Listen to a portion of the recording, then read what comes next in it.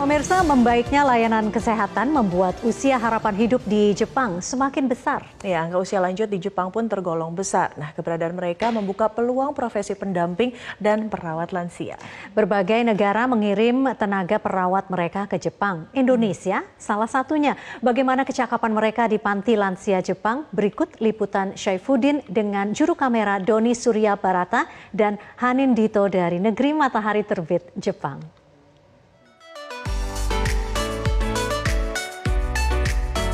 Warga negara Indonesia yang mencari nafkah di negeri matahari terbit ada di sini, di My Home Harumi, rumah panti lansia di Tokyo. Di sini ada 6 warga negara Indonesia yang bekerja sebagai caregivers atau perawat lansia. Juwita Situmorang, Murtia, Lingga, Mika Nimatu Rohmani, dan Raisa siang itu tengah berdiskusi dengan atasan mereka, Keizo Nishi, di tengah aktivitas mereka mengurus lansia di Harumi. Kecuali Juwita, keempat perawat asal Indonesia baru menginjak setahun bekerja di Jepang. Mereka bergabung sejak Desember tahun 2017. Kalau kesulitan mungkin tentang bahasa, ya. Jadi karena dari nol juga kan, belajar juga dari nol. Kesulitan bahasa, terus budaya juga kan berbeda juga.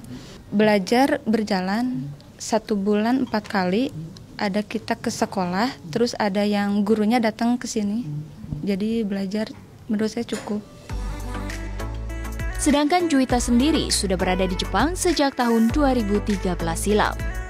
Masalah bahasa yang paling sulit. Kalau masalah pekerjaan, pada dasarnya kita kan di Indonesia lulusan dari perawat. Jadi kalau untuk bekerja saya rasa nggak kalah dengan orang Jepang, tapi kalau masalah bahasa mungkin awal-awal itu sangat susah. Jadi apa yang mereka bilang gitu nggak langsung cepat kita menangkap, tapi dari mereka perbuatan, misalnya mereka melakukan satu hal kita bisa mengikuti gitu.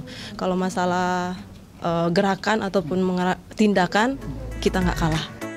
Bagi mereka yang ingin menjadi tenaga perawat lansia di Jepang, harus menempuh kursus bahasa Jepang dulu selama 6 bulan di Indonesia, dilanjutkan 6 bulan di Jepang. Selanjutnya, setelah 3 tahun, mereka bisa mengikuti ujian negara. Jika lulus, mereka bisa lanjut bekerja di Jepang. Jika tidak lulus, mereka harus kembali ke tanah air.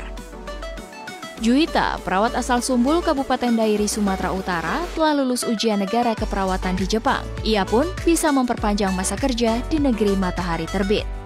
Lulusnya Juwita menjadi bukti tenaga perawat Indonesia mampu bersaing dengan tenaga perawat lokal atau dari negara lain seperti Filipina dan Vietnam.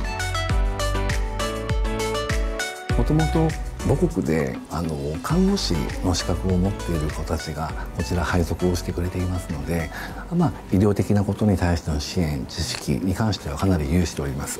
それ以外に日本で介護の資格を取るための勉強をしながらなので、介護に関わる必要な部分での知識、技術に関しては皆さん全て今備えている状態です。 Interaksi yang intens dengan para lansia membuat mereka akrab. Seperti yang dilakukan Lingga, perawat asal Garut dengan salah seorang lansia ini. すごく皆さんね、日本語を研究していらっしゃるし、時々逆のことを言って、いらっしゃる方もいるんですけど、大体は今のところはトラブル全然ありません。私も向こうの言葉わかんないんですけど、テレマカシーって言葉だけ一つ覚えました。それはありがとうございますなんですって。で、あとまたいろいろ覚えたいと思うんですけど、なかなか聞いても覚えきれないんで、たった一つだけ。 Panti Lansia Harumi merupakan panti yang lengkap dengan berbagai fasilitasnya, seperti ruang medis yang selalu siaga setiap saat ini.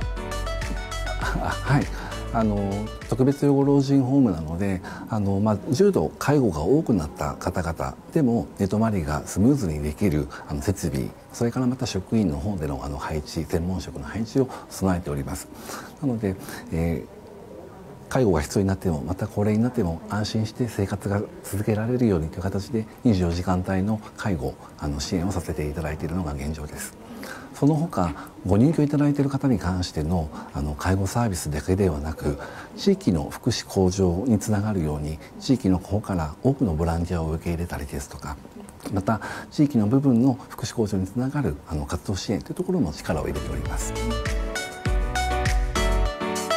Membaiknya layanan kesehatan berdampak pada bertambahnya harapan hidup di Jepang. Rata-rata diharumi usia lansia di atas 80 tahun. 2 orang di antaranya ada yang berusia 100 tahun. Di Jepang diperkirakan ada 15.000 orang yang berusia di atas 100 tahun. Hingga Juni 2018, setidaknya 11 gelombang atau sekitar 1.300 perawat dikirim dan bekerja di Jepang. Jepang membutuhkan banyak tenaga perawat lansia dari sejumlah negara, termasuk Indonesia, setelah ditandatanganinya Kemitraan Ekonomi Jepang-Indonesia tahun 2008 silam. Hingga 5 tahun ke depan diperkirakan Jepang masih membutuhkan 35.000 hingga 40.000 tenaga perawat lansia.